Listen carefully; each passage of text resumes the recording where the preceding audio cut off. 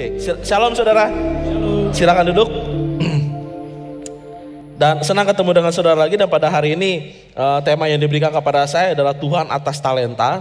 Sebagaimana tadi dibilang, sepanjang bulan ini kita akan membahas mengenai God above all. Kita akan ngomongin soal Tuhan atas hidup saya gitu ya sepanjang, dan ini sepanjang bulan ini juga bahan live-nya akan mengarah ke arah sana. Dan saya mendorong saudara untuk ikut live pada hari Minggu ini karena kita juga di live juga akan ngomongin soal Tuhan atas talenta. Itu ya. Pelajarannya oke banget sepanjang bulan ini. Jadi saudara kalau andai kata nggak ikut live, saudara akan kehilangan sesuatu. Jadi, jangan sampai nggak ikut live.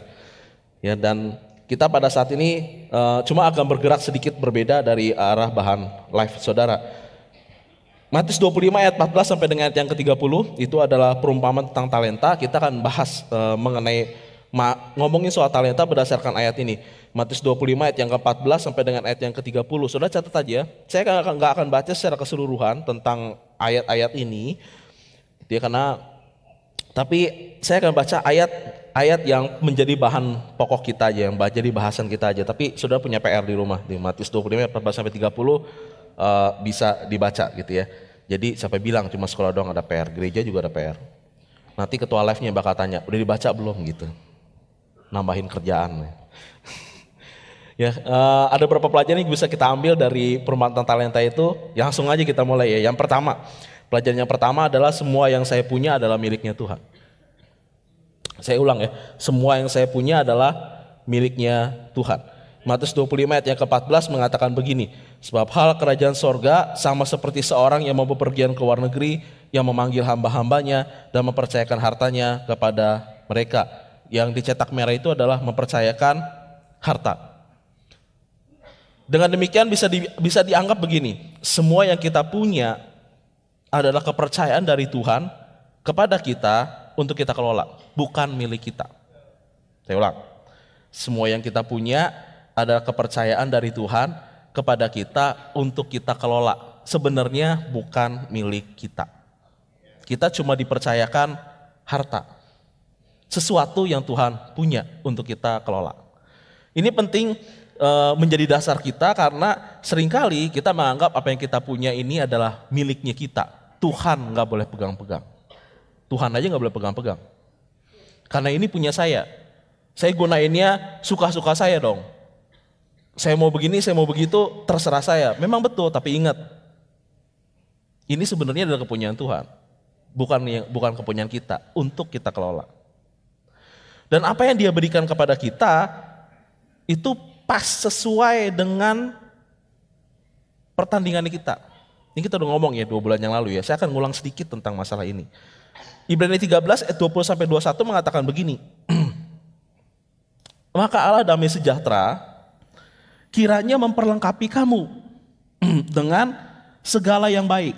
Memperlengkapi kamu dengan segala yang baik. Tujuannya buat apa sih sebenarnya diperlengkapi dengan segala yang baik itu? Berarti Tuhan memperlengkapi kita ya. Memberi kepada kita, semua yang dikasih ke kita itu semuanya baik. Tapi punya tujuan loh kenapa Tuhan melakukan itu. Tujuannya adalah supaya kita melakukan kehendaknya.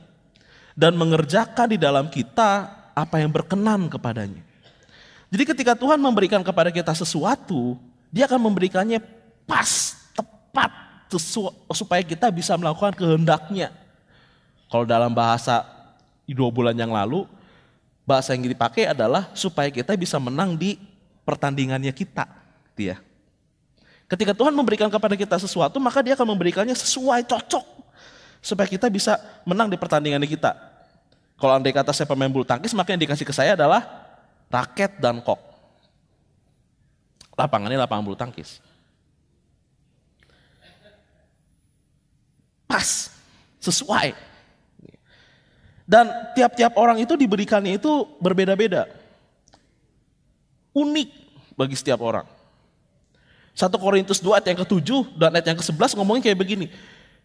Ini sebenarnya ini ngomongin soal karunia ya. Sorry, kalau saya lagi ngomongin soal talenta, yang ada di pikiran, ini kita nyamain persepsi dulu nih. Yang ada di pikiran saya adalah saya lagi ngomongin bukan cuma masalah bakat, kemampuan kita, tapi juga ngomongin soal karunia yang Tuhan kasih kepada kita. 1 Korintus 12 ayat yang ke-7 dan 11 ngomong kayak begini, tetapi kepada tiap-tiap orang dikaruniakan pernyataan roh untuk kepentingan bersama. Tetapi semuanya ini dikerjakan oleh yang satu dan yang sama yang memberikan karunia kepada tiap-tiap orang. Diulangin lagi itu ya, tiap-tiap orangnya. Kalau ngomongin soal tiap-tiap orang, berarti sebenarnya lagi ngomongin soal semua dari tiap-tiap di antara kita. Berarti nggak ada yang terkecuali. Tiap-tiap orang, berarti semuanya punya. Yang memberikan karunia kepada tiap-tiap orang secara khusus. Kalau khusus, kalau dibilang tiap-tiap orang secara khusus, berarti ngomongnya gini. Untuk tiap-tiap orang Tuhan kasih karunia unik buat dia.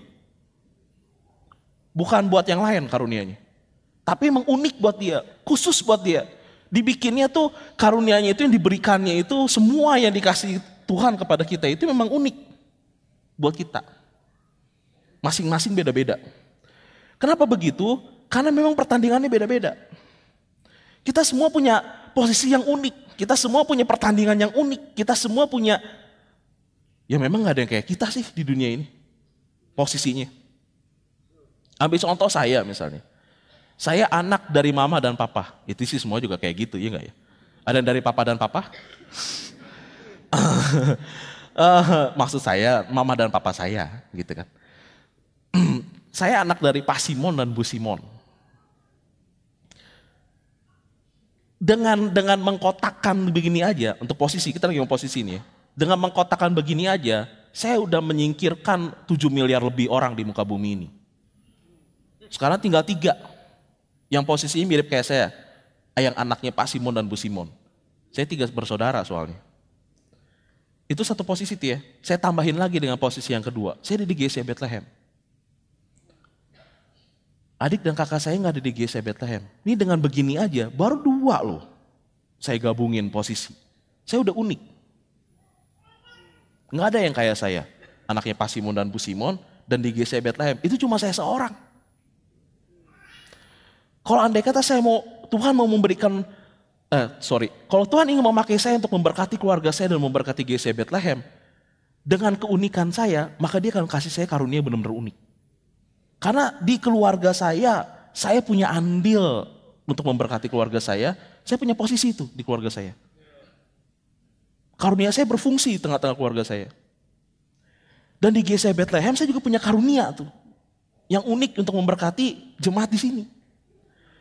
Lihat tuh kombinasinya, unik, nggak ada yang kayak saya, nggak ada. Gitu juga dengan saudara loh, nggak ada yang kayak saudara. Saudara tuh benar-benar unik. Makanya dikasihnya itu sesuatu yang khusus. Makanya jangan disama-samain dengan orang lain. Nggak bisa dibandingin sama orang lain. Dan nggak bisa di-compare apple to apple. Nggak bisa. Karena karunia yang diberikan kepada tiap-tiap orang itu khusus. Seperti yang dikehendakinya. Jadi apa yang Tuhan berikan dalam hidup kita cukup. Untuk membuat kita melakukan kehendaknya. Tapi kan pertanyaan selanjutnya gini, seringkali adalah orang gak ngerti saya bertanding apa gitu ya. Oke lah Tuhan kasih saya karunianya unik. Oke lah Tuhan kasih saya sesuatu yang benar-benar khusus. Tapi saya mesti ngapain gitu. Ngalamin gak? Sebenarnya kalau andai kata saudara bingung saya mesti ngapain, berarti saudara mesti ngelihat apa yang Tuhan kasih. Kalau andai kata saya gak tahu saya bertanding apa, tapi tiba-tiba di tangan saya dikasih raket dan kok. Saudara udah kebayang dong saya harusnya bertanding apa. Gimana kalau andai kata saya rada nyeleneh gitu. Dikasih raket dan dikasih kok, saya main sepak bola.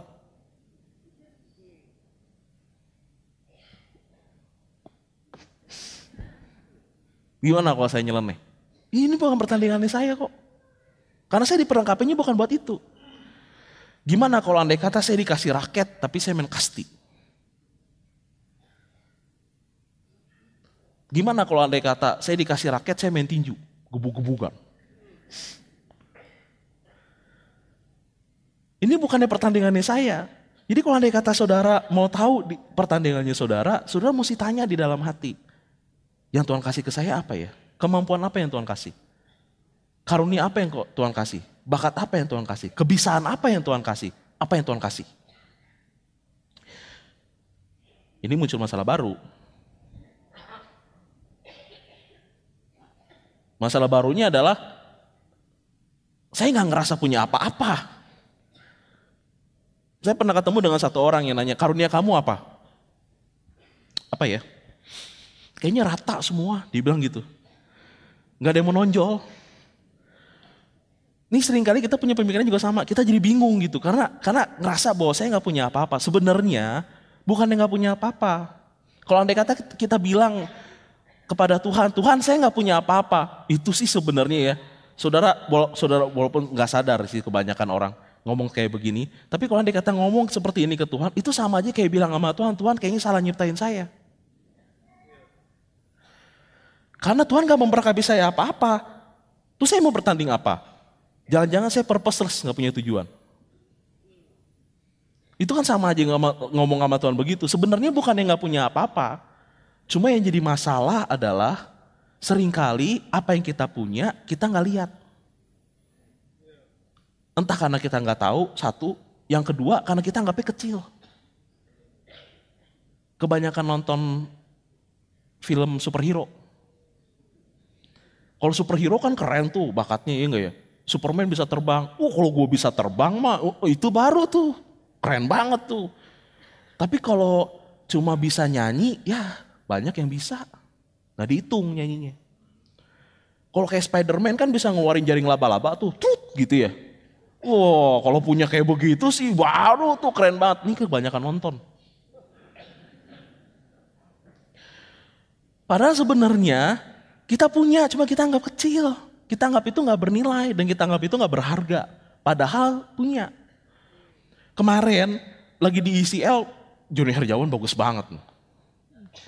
Bagus banget, saudara yang pelayan tapi gak ikut ICL kemarin rugi banget. Yang kemarin gak ikut tuh, keren banget itu dia ngebahasnya. Ada satu pelajaran yang saya ambil dari dia nih. Dia kemarin ngasih contoh, dia kemarin ngasih contoh soal benih. Biji sesawi sama bayam. Bisa munculin gak? Nah. Yang di sebelah kiri saudara, itu biji sesawi itu. Bijinya di bawah, pohonnya di atas. Yang di sebelah kanan saudara, itu bayam. Bijinya di bawah, pohonnya di atas. Lebih gede mana bijinya? Biji sesawi apa biji bayam? Lebih gede biji bayam. Tapi pohonnya lebih gede pohon sesawi. Di pohon sesawi, saudara bisa main ayunan. Orang bisa gantung diri. Tapi kalau buat pohon bayam, gimana coba cara gantung dirinya?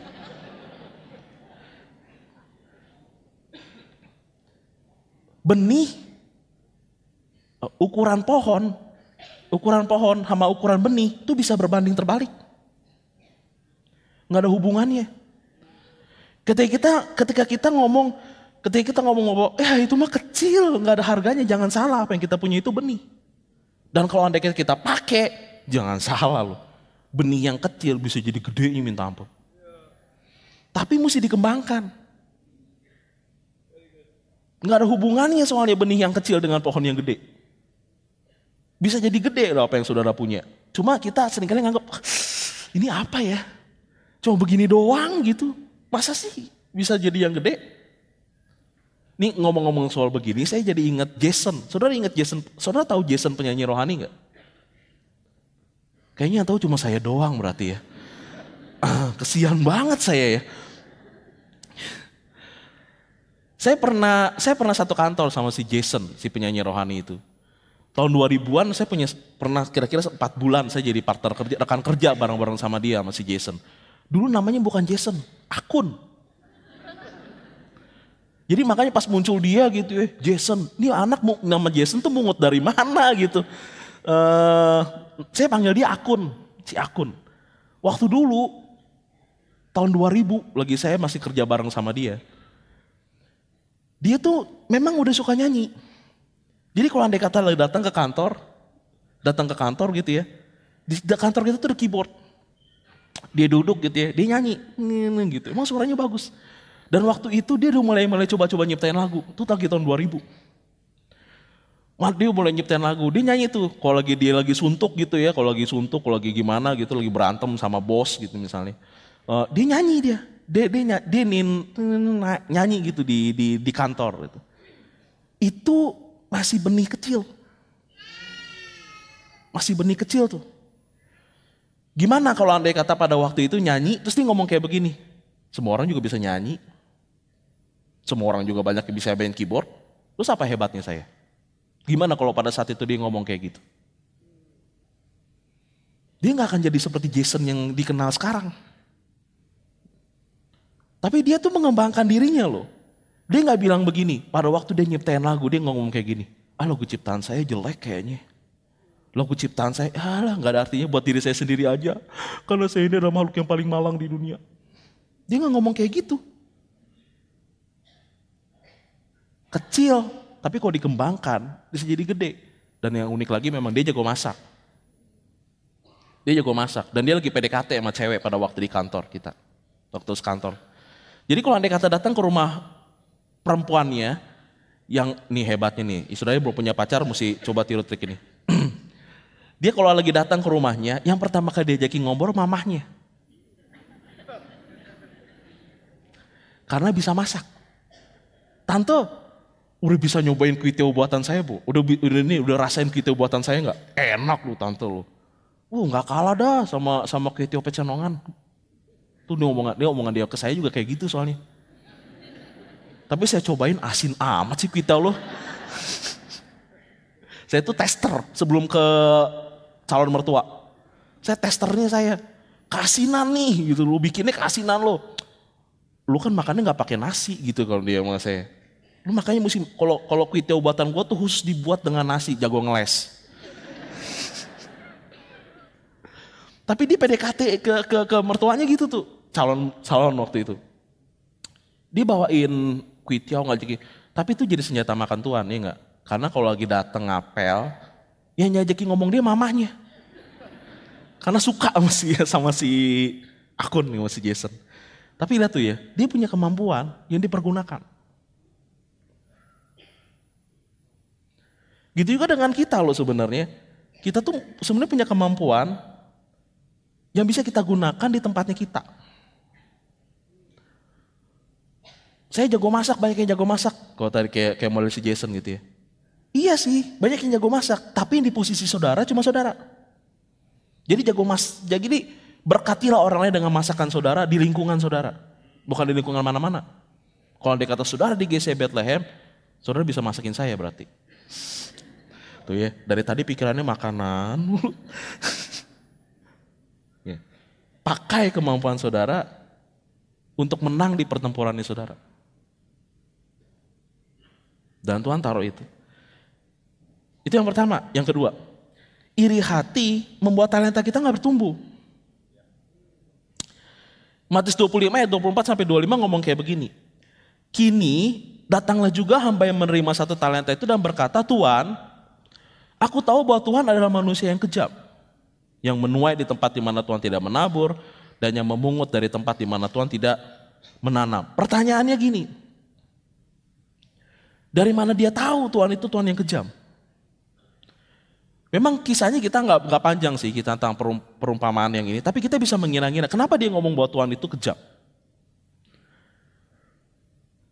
Problemnya adalah karena dia dapat yang paling sedikit. Saudara bayangin aja ya, gambarin aja situasinya ya. Ini 3 ini rekan kerja, teman kali di kantor. Tapi pas bosnya pergi, yang satu dikasih 5 talenta, yang satu lagi dikasih 2, dia cuma dikasih 1. Belum kebayang ya? Saya rubah dah. Ada 3 cewek, ada 3 wanita. Yang satu pinter, cantik, kaya. Sempurna banget tuh jadi cewek. Yang satu lagi, yang kedua, pinter dan cantik. Yang satu lagi, itu 2 talenta tuh, pinter dan cantik. Yang satu lagi, udah gak pinter, gak cantik, gak kaya. Hidup 1 talenta. Hidupnya itu 1 talenta. itu sekarang gini ya. Kalau andai kata 3-3-nya itu teman main. Apa yang dipikirin sama yang 1 talenta? Yang pinter dua-duanya ngomong pinter. Wow, nyambung. Ini bengongnya sendirian. Tuh bentar lu pada ngomong apa ya?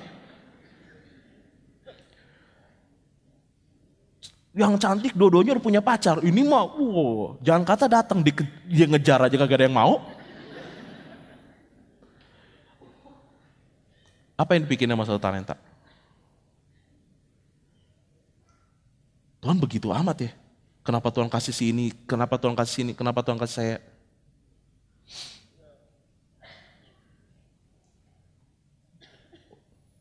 Berubah lagi nih ya konteksnya nih ya. Di gereja nih. Singer. 3 orang. Yang satu 5 talenta. Kalau nyanyi.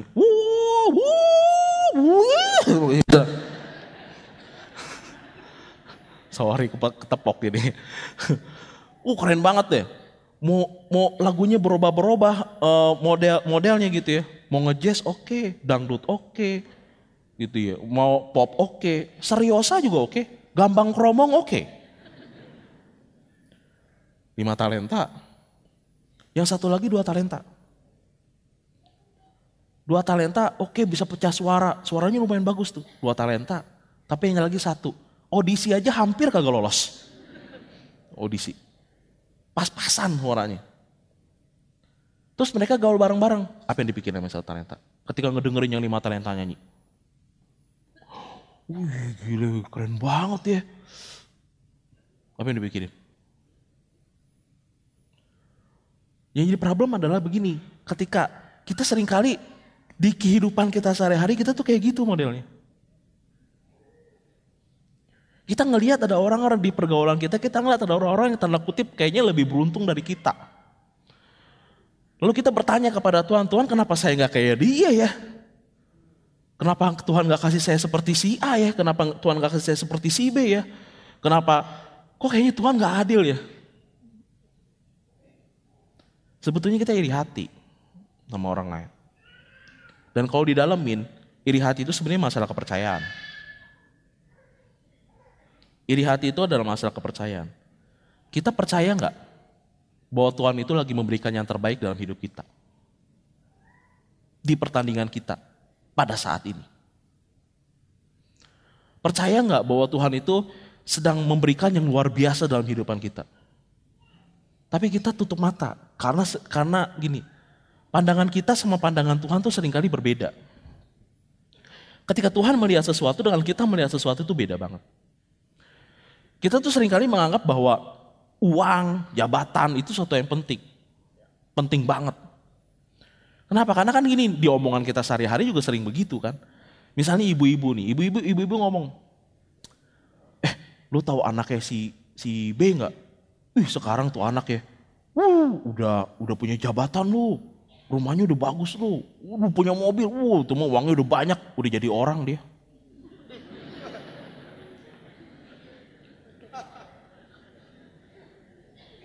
Betul kan ya?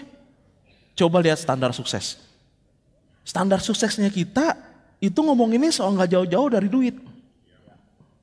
Dia mah udah sukses, dia mah udah keren banget. Tapi gak pernah tuh yang ngomongin hal yang lain selain kesuksesan itu pokoknya diukurnya pakai uang aja. Sama rumah gedong. Padahal tuh dia gak tahu kredit 100 tahun tuh rumah gedong.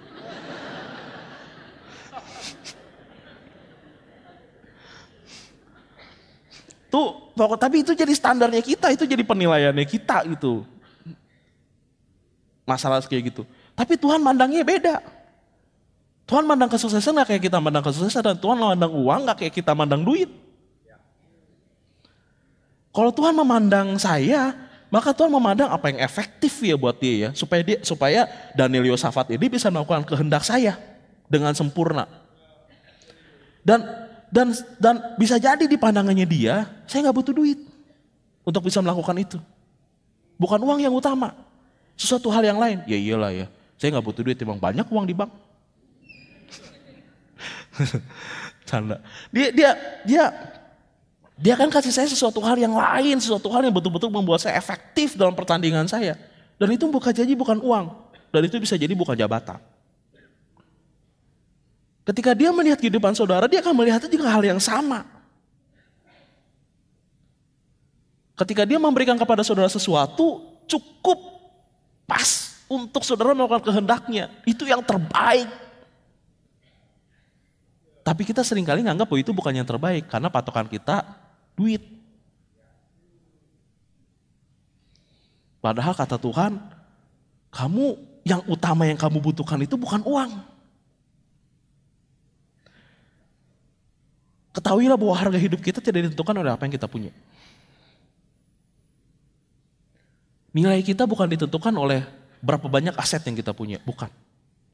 Di mata Tuhan, harga kita tuh semuanya rata, sama. Dibutuhkan salib Kristus untuk membayar kita. Berarti kita semua mahal banget harganya. Di mata Tuhan, semua orang kaya atau miskin punya uang 400 miliar, 400 ribu, gak ada bedanya. Karena untuk menebus yang 400 ribu sama harganya seperti menebus yang 400 miliar. Katanya. Butuh salib Kristus. Kita semua di mata Tuhan sama pandangannya. Di mata Tuhan. Tapi dia memperlengkapi kita sesuai dengan pertandingannya kita.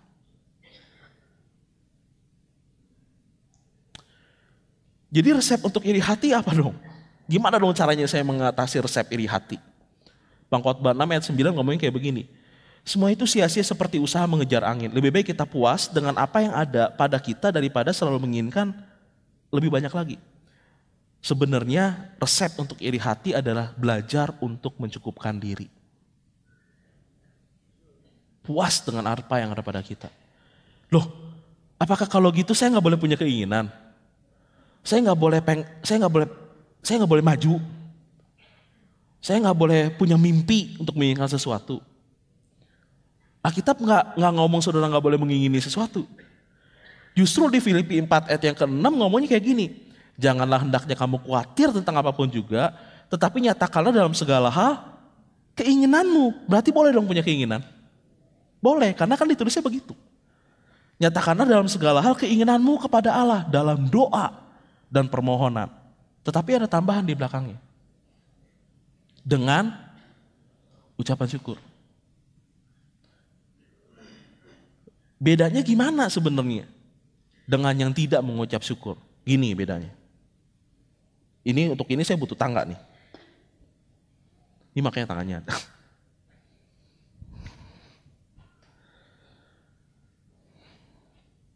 Taruhlah hidup kita ini seperti tangga, iya kan? Karena kita akan menjadi kepala bukan ekor dan kita akan terus naik bukan turun, iya kan? Jadi anggaplah kehidupan kita ini seperti tangga. Kalau ada kata tujuan kita di akhir sana, di ujung sana, dan dalam satu waktu kehidupan kita naik, dan Tuhan memperlengkapi kita di tahap ini, di tangga ini.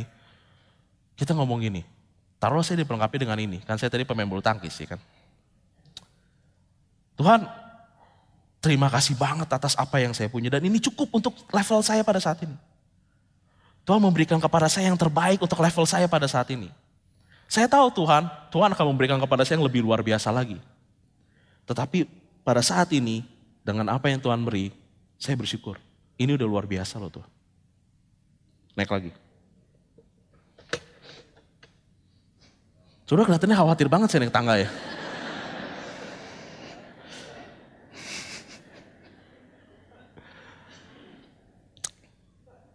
Kalau kita naik tangga dan Tuhan berikan kita perlengkapan lagi kita di tangga yang berikutnya. Perlengkapannya akan beda loh. Karena kita udah naik level. Kita ngomong lagi sama Tuhan, yang Tuhan kasih sama saya luar biasa loh. Saya bersyukur banget atas apa yang Tuhan beri. Saya tahu bahwa the best thing akan datang.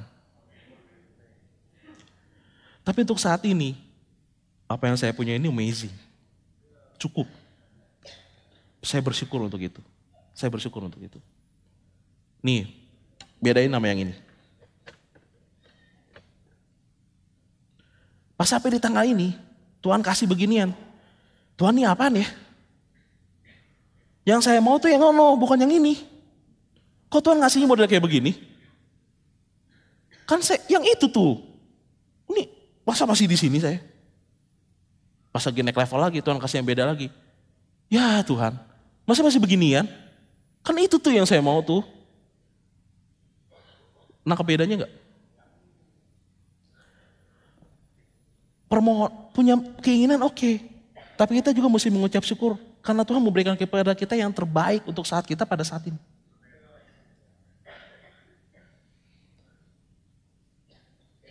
Enjoy perjalanannya.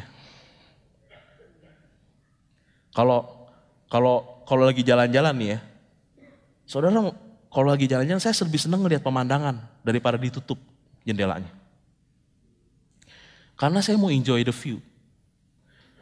Dalam hidup kita juga kayak gitu. Dalam perjalanan kita mencapai tujuan kita, nikmatin perjalanan semua yang Tuhan berikan dalam hidup kita. Karena yang Dia berikan itu cukup untuk pertandingan kita pada saat ini. Kalau tadi saya ngambilnya dengan tangga. Karena sebenarnya dalam kehidupan tangga kita mungkin bentuknya nggak kelihatan kayak tangga. Tetapi mungkin bentuknya musim, bukan tangga. Kalau Tuhan kalau Alkitab ngomongin soal waktu, Alkitab tuh ngomongin soal waktu dalam bentuk dua. Dia ngomongin soal waktu dalam bentuk usia, umur yang bertambah. Tapi yang kedua, dia ngomongin waktu bukan dalam bentuk usia atau umur, tapi dia ngomongin waktu dalam bentuk musim yang berganti. Ini ada dua perbedaan nih. Saya kasih contoh gini. Beberapa waktu yang lalu, saya dengan istri saya ketemu dengan seorang ibu yang usianya baru 23, baru 24 tahun, masih muda gitu. Tapi udah punya anak. Sudah punya anak. Saya dengan istri saya punya Ray itu usia 35. Udah cukup berumur. Dan dia 23, 24 udah punya anak, anaknya 2. Satu hampir mirip-mirip kayak si Ray. Dan pada waktu istri saya ngobrol-ngobrol sama dia, nyambung ngomongin soal anak. Dia ngajarin istri saya malah. Ini anaknya masih begini dulu ya waktu saya gini-gini. 23 tahun. Terus saya datang balik ke saya, terus saya bercandain. Kayaknya kita ketuaannya punya anak ya. Habis ketemu kamu terlambat sih. Di mana kamu bersembunyi pada selama ini sayangku. Gitu kayak.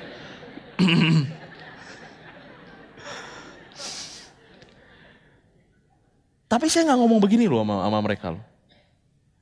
Anak umur 23 ngajarin gua yang udah lebih tua. Apa-apaan? Sorry ya, gue lebih tua. Nggak ngomong kayak begitu. Kenapa? Soalnya yang saya lagi ngomongin soal musim. Musim punya anak.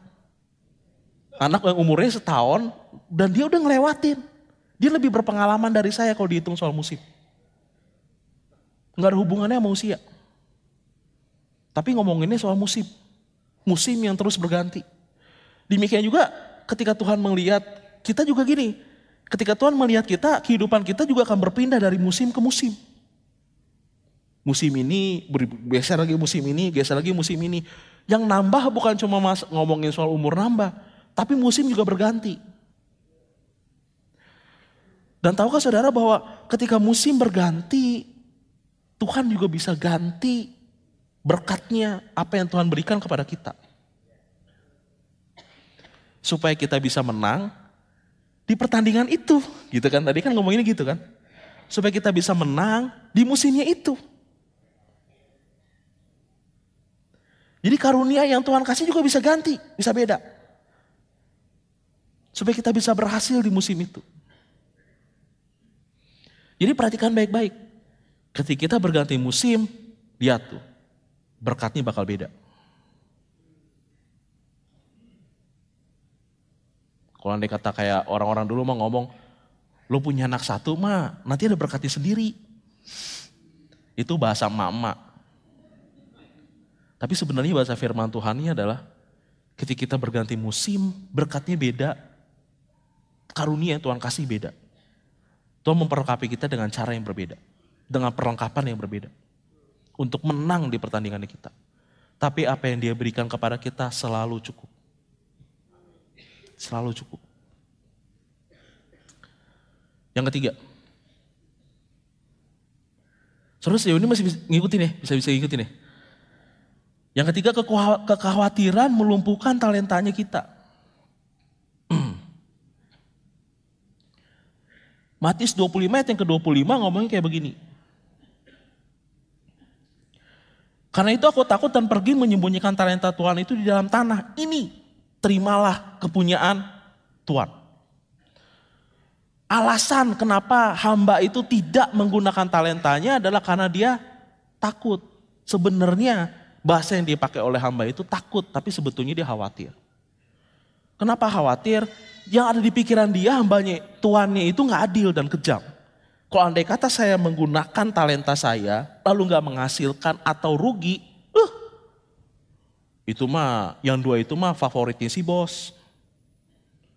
Kalau gue mah dibenci kayaknya masih bos, makanya dapetnya dikit. Kalau andai kata ini sampai hilang nih, bisa diapain kali? Mendingan kubur aja dalam tanah. Dia ngomong kekhawatiran dia nggak berhasil. Takut. Berapa banyak dari antara kita yang khawatir modelnya kayak begini, khawatir nggak berhasil. Tapi ada benarnya juga memang. Oh ya, kenapa jadi dikuatin nih? Karena kemarin saya nggak uji coba sih sebenarnya. Uji coba bikin toge. Lumayan buat nambah-nambah kalau andai kata beli pecel. Jadi saudara pernah ini kan ya lagi SMA dulu, lagi sekolah dulu disuruh bikin kacang hijau ditanam gitu kan, di atas kapas cawan petri gitu ya. Saya juga bikin, iseng-iseng sih nostalgia. Ini bikinnya 2 hari yang lalu nih. Kenapa 2 hari yang lalu? Soalnya baru kepikiran ini 2 hari yang lalu sih. Dari antara kedua ini, sorry. Nah, saudara kelihatan ya. Ini 2 hari. Benih yang saya tabur di sini lebih kurang ada sekitar 30-an kali, 30 kacang hijau di tiap-tiap masing-masing cawan. Dan ada yang menghasilkan banyak, tetapi walaupun menghasilkan banyak, ada yang gagal juga. Kayak ini ada yang nggak tumbuh nih. Ini satu nggak tumbuh nih. Ini satu lagi nggak tumbuh. Ini ada juga nih umpet nih nggak tumbuh. Ini ada yang tumbuh nih. Ini yang paling berhasil dibandingkan yang ini. Yang ini lebih lagi. Yang jadi kecambahnya sedikit, tetapi ada lebih banyak yang nggak bertumbuh, banyak yang gagal gitu, nggak menghasilkan buah, bisa dibilang gitu kalau bahasa Alkitab. Tapi saya melakukan ini cuma pengen membuktikan sesuatu. Ini 2 nih. Thank you. Cuma ingin membuktikan sesuatu. Pembuktiannya adalah begini. Nggak semua benih yang kita tabur akan menghasilkan buah. Nggak semua. Hukum alamnya memang begitu. Nggak semua benih yang ditabur itu akan menghasilkan buah. Nggak. Di perumpamaan tentang seorang penabur, yang ditabur sama si penabur itu nggak 100% berbuah, betul nggak? Karena ada yang jatuh di tanah yang berbatu, ada yang jatuh di semak duri, gitu kan ya. Ada yang jatuh di tanah kering, di aspal maksudnya, di jalan. Dia nggak menghasilkan buah. Kenyataannya dalam hidup memang modelnya kayak gitu. Akan ada sesuatu yang membuat tanda kutip usaha kita nggak berhasil gitu. Tetapi ini opsinya di kita nih sekarang. Tahu nih, pasti ada yang gagal. Tahu nih, pasti akan ada yang gak berhasil. Pertanyaannya gini. Kalau andai kata kita tahu bahwa pasti ada yang gak berhasil, apa yang kita lakukan? Tetap menabur, atau lebih baik gak menabur? Tetap ngejalanin talenta kita, atau lebih baik gak ngejalanin talenta kita? Mana yang pilihannya dikasihnya ke kita loh. Terserah sih. Tapi saya kasih tahu satu rahasia ya. Kalau semakin banyak berbuah, yang harus dilakukan adalah semakin banyak menabur. Saya ulang. Kalau mau semakin banyak berbuah, yang harus dilakukan adalah semakin banyak menabur.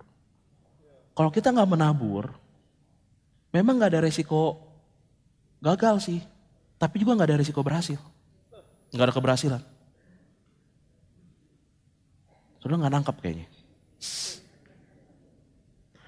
Kalau andai kata kita nggak menabur, resiko gagalnya nggak ada, tapi resiko keberhasilan juga nggak ada.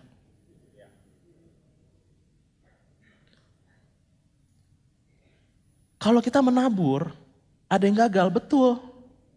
Tetapi keberhasilannya akan nutupin yang gagal. Buahnya ada yang 30 kali lipat, ada yang 60 kali lipat, ada yang 100 kali lipat. Itu dari satu buah aja bisa nutupin semua taburan tuh.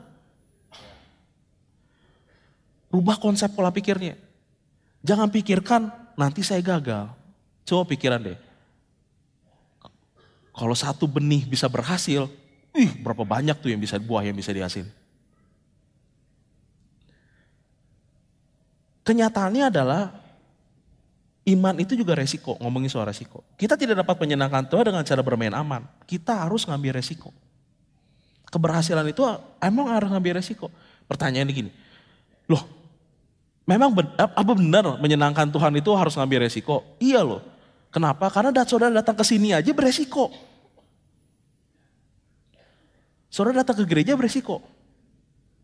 Kita nggak tahu lagi di dalam sini, ntar hujan gede di luar. Beresiko kehujanan. Di jalanan ketabrak motor lah, ketabrak beca lah, jatuh dari angkot lah. Gitu kan ya, kan beresiko. Kecopetan beresiko. Saudara menyenangkan Tuhan memang beresiko. Karena saudara datang ke tempat sini juga beresiko. Tanya, resikonya mau diambil apa enggak?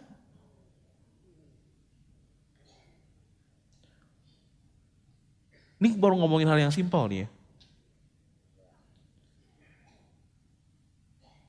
Apalagi kalau ngomongin soal menangin jiwa. Bersaksi itu beresiko.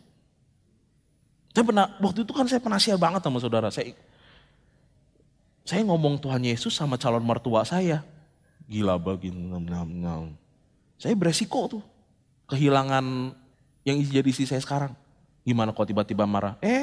Anak muda. Gitu nama calon mertua saya waktu itu. Ngajarin yang tua, udah pokoknya awas sudah datang lagi ke rumah gua. Mateng lah saya. Tapi beresiko, memang beresiko.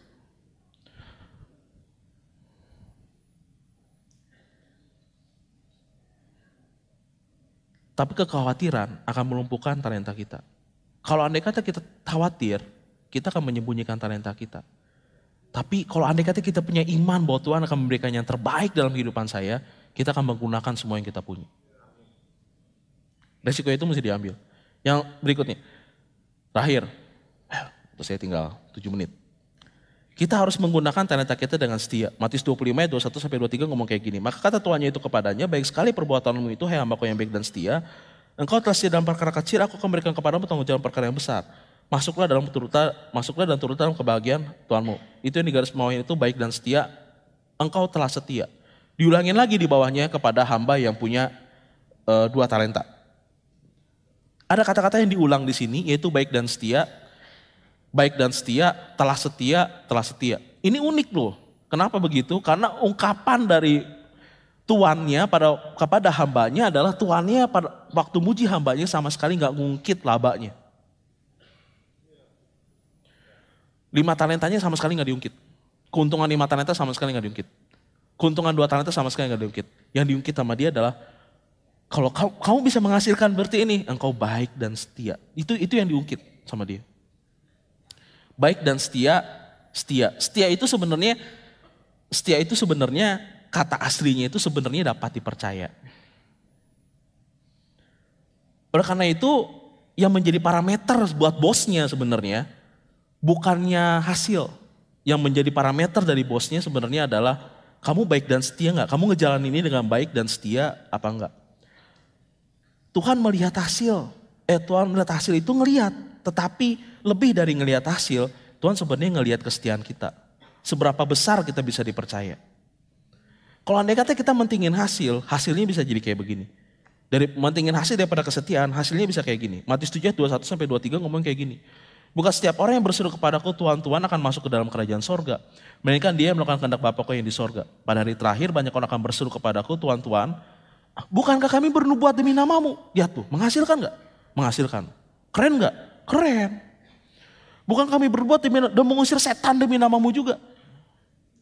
Mengadakan banyak mujizat demi namamu. Kalau andai kata, nih orangnya model kayak begini nih ya. Nih orangnya kalau andai kata ada di GC Bethlehem sekarang, nih orang paling terkenal.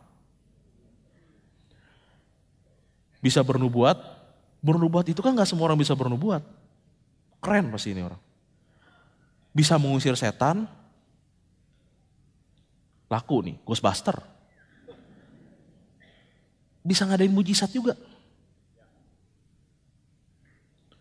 3 orang ini, kalau andai kata dilihat sama kita nih ya, menghasilkan gak? Menghasilkan. Berbuah gak? Berbuah. Tapi ada kekurangan ini orang. Kekurangannya apa? Tidak melakukan kehendak Bapa-Ku yang di sorga. Mana yang lebih Tuhan suka? melakukan sesuatu dengan setia, melakukan kehendak Bapa di surga, dibandingkan menghasilkan buah tapi gak melakukan kehendak Bapa? Yang mana yang Tuhan lihat? Yang masuk ke dalam kerajaan sorga ada yang melakukan kehendak Bapakku yang di sorga. Yang Tuhan lihat dalam kehidupan kita adalah, saudara setia apa enggak sih? Karena itu yang ntar diomongin terakhir. Engkau adalah hambaku yang baik dan setia. Engkau dapat dipercaya. Oleh karena itu bagi Tuhan, dari sudut pandang Tuhan, Tuhan lebih senang kita berusaha untuk melakukan sesuatu yang besar dan gagal, daripada tidak melakukan apa-apa dan berhasil. Tuhan lebih senang kita berusaha untuk melakukan sesuatu yang besar dan gagal daripada tidak melakukan apa-apa dan berhasil. Karena Tuhan menginginkan kita setidaknya berusaha. Di dalam perumpamaan tentang talenta, Tuhan ngomong kepada hamba yang 1 talenta yang tidak menghasilkan apa-apa. Tuhan ngomongin kayak begini. Daripada kamu simpan di dalam tanah, lebih baik uang yang saya kasih ke kamu, talenta itu uang emas. Uang emas yang saya kasih ke kamu lebih baik kamu kasih ke bank, kamu taruh di bank. Atau kamu kasih investasi kepada orang lain yang buka usaha. Nanti kalau andai kata saya datang, saya bakal terima itu uang plus bunganya. Dia ngomong kayak gitu. Sebenarnya maksudnya apa sih? Maksud Tuhan tuh sebenarnya gini. Daripada kamu gak ngapa-ngapain dan gak usah ngapa-ngapain, lebih baik kamu berusaha. Ada usahanya lah. Walaupun sedikit ada usahanya. Daripada gak ada usaha sama sekali dan kamu simpan di dalam tanah. Lihat apa yang Tuhan mau. Tuhan mau dalam kehidupan kita adalah begini. Kita dikasih banyak loh sama Tuhan. Kita dikasih banyak untuk menang di pertandingan kita. Pertanyaannya begini. Mau diapain tuh yang Tuhan kasih? Kalau andai kata kita gak gunakan sama sekali untuk kemuliaan nama Tuhan.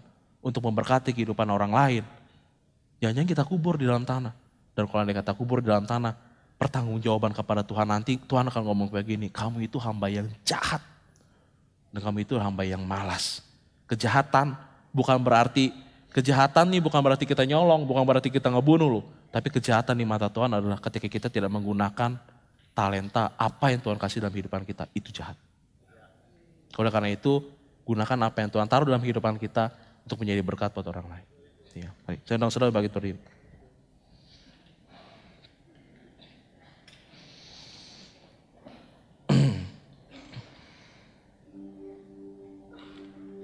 Saya ingin kita tutup mata dan merenungkan firman Tuhan yang ada di dalam hidup, yang kita terima pada pagi hari ini. Dan saya ingin pada saat ini mari kita jujur dengan diri kita masing-masing. Kita ngelihat ke dalam diri kita dan kita jujur terhadap diri kita masing-masing. Tanyakan begini, apakah saudara menganggap bahwa Tuhan itu tidak adil? Apakah saudara menganggap bahwa Tuhan itu gak adil? Tuhan itu kejam? Apakah saudara menganggap bahwa Tuhan itu tidak memberikan yang terbaik dalam kehidupan saya? Kalau pada saat ini saudara menganggap Tuhan seperti itu, maka ini adalah saat yang terbaik bagi kita untuk berdamai dengan Tuhan. Sadarilah bahwa Tuhan sedang memberikan yang terbaik dalam kehidupan kita. Imani itu, percayalah itu. Ini adalah yang terbaik di kondisi kita pada saat ini. Tapi jika saudara pada saat ini bertanya-tanya kepada Tuhan, Tuhan kenapa kok Tuhan gak kasih saya ini, kenapa Tuhan gak kasih saya itu, kenapa Tuhan gak kasih saya ini. Kalau dan kita menganggap bahwa Tuhan itu adalah Tuhan yang kejam. Tuhan yang tidak adil. Jika pada saat ini saudara ingin mengatakan kepada Tuhan, Tuhan saya punya pandangan seperti itu. Tapi pada saat ini saya mau mengubah pandangan saya. Saya mau melihat apa yang Tuhan kasih sebagaimana matanya Tuhan melihat saya. Bahwa ini adalah yang terbaik dalam kehidupan saya. Dan saya mau berusaha untuk melakukan yang terbaik. Dari atas apa yang telah Tuhan beri. Kalau pada saat ini sudah merasa seperti itu, angkat tangan saudara. Jadikan ini komitmen kepada Tuhan. Jadikan ini adalah permohonan kita kepada Tuhan. Bahwa Tuhan pada saat ini saya mau berbalik dari jalan saya. Saya mau mengubah pandangan saya. Saya mau mengubah pandangan saya. Saya mau berkata, Tuhan bahwa apa yang kau berikan kepada saya pada saat ini adalah yang terbaik. Bapak Surgawi, engkau lihat tangan-tangan yang terangkat. Ini adalah tangan-tangan yang mengatakan dan yang mengakui bahwa apa yang telah Engkau berikan ini adalah yang terbaik. Pada saat ini aku berdoa Bapa Surgawi. Bapak, Kau lihat mereka. Kau melihat ketulusan hati mereka. Engkau melihat hati mereka ya Allah. Hati yang rindu kepada Tuhan. Hati yang ingin dipakai oleh Tuhan. Karena itu pada saat itu aku berdoa dalam nama Tuhan Yesus Kristus. Biarlah mereka memandang seperti Engkau memandang. Biar mereka melihat apa yang Kau berikan sebagaimana Engkau melihat. Bapak Surgawi, satu hal yang aku percaya adalah bahwa mereka adalah orang yang rindu akan Tuhan dan mencintai Tuhan dan rindu Tuhan untuk menjadi berkat buat banyak orang. Oke, itu pakai kehidupan mereka juga untuk kemuliaan nama. Bapak Surgawi, pada saat ini aku berdoa untuk semuanya. Berdoa untuk semuanya Bapak Surgawi. Kami adalah hamba-Mu ya Tuhan. Kami rindu untuk memberikan hidup kami kepada Tuhan. Apa yang kami punya, kami sadar bahwa ini adalah kepunyaan Tuhan. Dan kami hanya sebagai pengelolanya. Dan pada saat ini, kami tahu Tuhan. Kami tahu Tuhan dan kami ingin menjadi hamba yang baik. Kami mengelola apa yang Tuhan berikan kepada kami, termasuk talenta kami. Kami ingin memakai kemampuan kami, bakat kami, karunia kami, apa yang telah Kau tahu dalam kehidupan kami untuk menjadi berkat bagi banyak orang. Menjadi berkat bagi gereja ini. Menjadi berkat bagi keluarga kami. Menjadi berkat bagi rekan kerja kami. Bapak Surgawi, inilah kami dan seluruh kehidupan kami. Kami serahkan seluruhnya dan seutuhnya kepada-Mu. Terima kasih Bapak Surgawi.